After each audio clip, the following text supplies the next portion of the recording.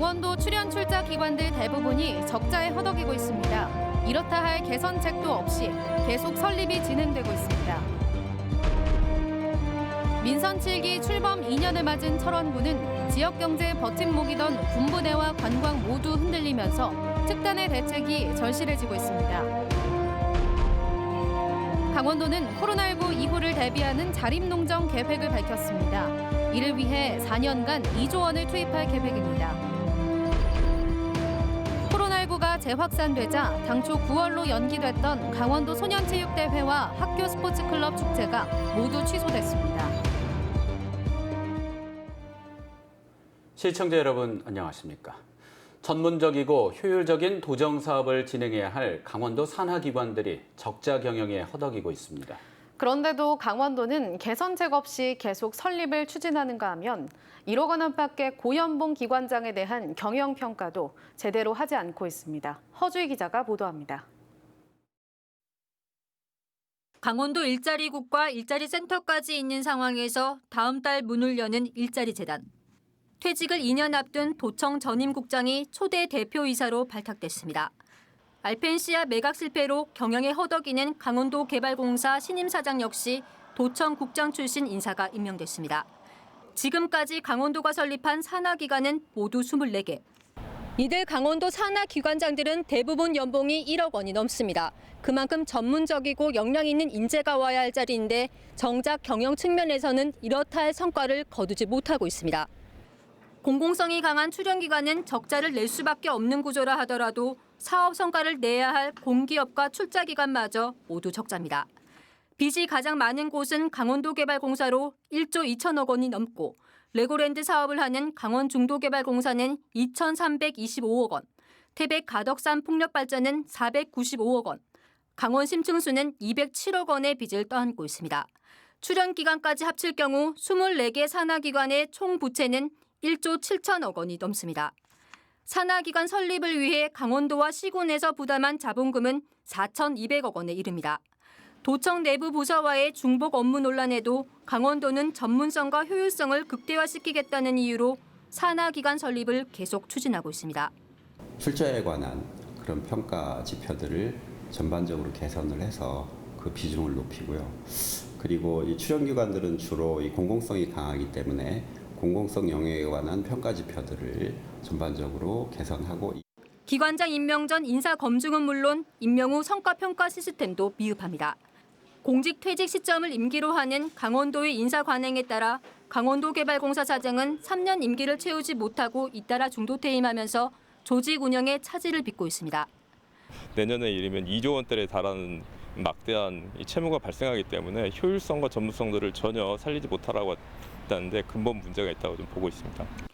24개 산하기관 중에서 절반이 최문순 지사 임기 동안 설립됐습니다. 경영평가는 물론 인사검증도 제대로 이루어지지 않는 상황에서 강원도는 산하기관 5개를 더 설립할 예정입니다. MBC 뉴스 허주입니다. 민선 7기 출범 2년을 맞아 자치단체의 현실과 과제를 짚어보는 기획보도. 오늘은 철원군 편입니다. 철원은 여러 악재가 겹쳐 상경기 등이 최악으로 치달았습니다. 접경지 회생을 위해 정부와 정치권이 특단의 대책을 내놔야 한다는 목소리가 커지고 있습니다. 백승호 기자입니다. 지역에서 돈이 돌지 않는다. 강원도 접경 지역인 철원에서 터져나오는 말입니다. 철원은 아프리카 돼지 열병으로 지난해 9월부터 DMZ 관광이 중단된 데 이어 올해는 코로나19 확진 환자가 잇따라 소비 활동이 크게 줄었습니다. 군부대 해체와 이동으로 6사단과 3사단 병력이 빠져나가는 상황에서 2중 3중의 악재가 겹쳤습니다. 이곳 화강 일대에서 열릴 예정이었던 철원 다슬기 축제도 코로나19 때문에 취소되면서 지역 상인들의 상심이 큰 상황입니다. 지역 경제의 버팀목이던 군부대와 관광 모두 크게 흔들리고 있습니다. 다 힘들잖아요. 지금 손님이 모이지를 않잖아.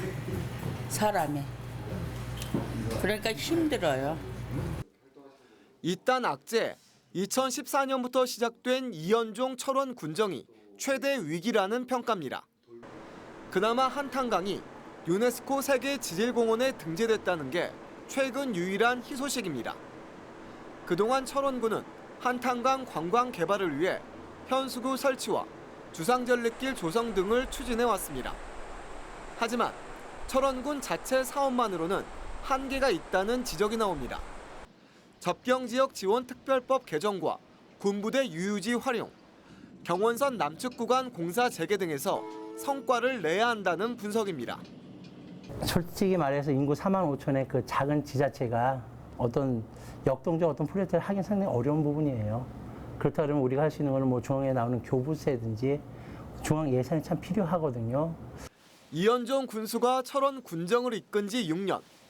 이 군수는 올해 초 내놓은 공약 추진 보고 자료를 통해 50개 과제 중 스포츠 마케팅 등 16건은 완료했고 나머지 34건은 정상 추진되고 있다고 밝혔습니다. MBC 뉴스 백수호입니다. 올 들어 강원 동해안에서는 몇 년 만에 오징어가 풍어입니다. 북한 지역으로 이동한 중국 어선이 줄고 수온도 오징어 이동에 적당했기 때문으로 분석됩니다. 김형호 기자가 보도합니다. 항구에 들어온 어선이 부두에 오징어를 쏟아냅니다. 오징어를 크기별로 선별해 얼음을 채운 아이스박스에 담는 작업이 이어집니다. 산채로 잡아온 오징어 위판이 새벽에 끝나고 지금은 죽은 오징어 경매가 이루어지고 있습니다. 이달 초부터 잡히기 시작한 오징어는 한 달 넘도록 영동 북부 지역 연안에 어군을 형성하고 있어 조업도 활발합니다.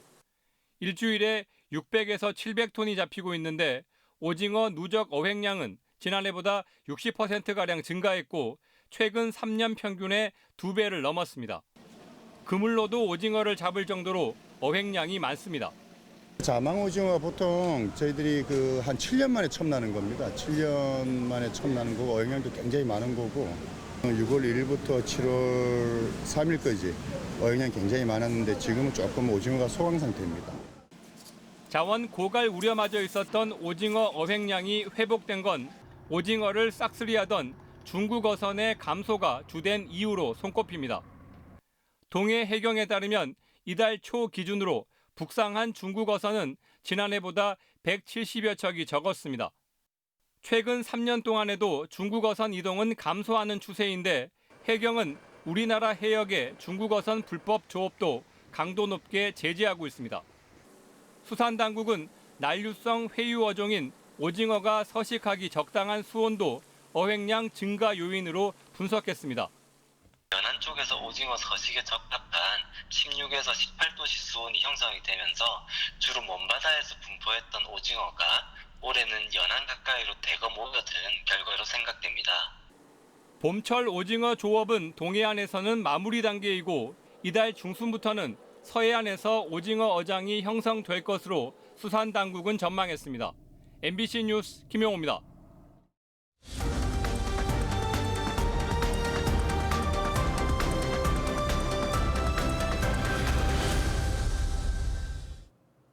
코로나19 장기화로 농축산물 소비 패턴이 변화되면서 강원도가 포스트 코로나 시대에 대비한 자립농정 대책을 추진합니다. 강원도는 코로나19 상황에서 제시된 식량 안보의 중요성과 비대면 소비 선호, 바이러스 등 사회 재난에 대응하기 위해 식량 자급 방안과 비대면 마케팅 강화, 디지털 농업을 육성한다는 기획입니다.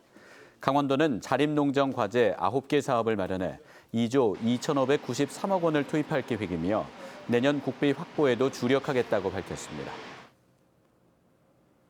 오는 10월 강원도에서 개최하기로 했던 제25회 동북아 지사 성장회의가 코로나19 영향으로 내년으로 연기됐습니다.